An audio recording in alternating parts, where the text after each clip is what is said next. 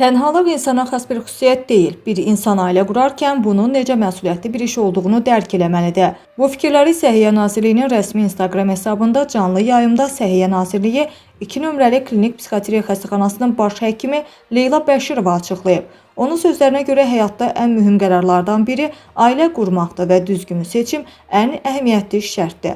Hər şeyin bir vaxtı olduğu kimi evlənməyin də öz vaxtı var. Lakin sırf evlilik yaşı gəlib deyə uyğun olmayan biri ilə ailə qurmaq da düzgün fikir deyil. Yaş ötdükdən sonra ailə quranların bir-birinə uyğunlaşması çətin olur. Çünki yaş artdıqca artıq şəxsiyyət formalaşır, xasiyyətlər möhkəmlənir, xarakter və fikirləri dəyişmək çətin olur. Evlənməyə qərar verən şəxs bunun nə qədər məsuliyyətli olduğunu dərk eləməli və özünü buna tam hazır hesab etdiyi, seçiminin düzgün olduğundan tam əmin olduğu zaman bu addımı atmalıdır.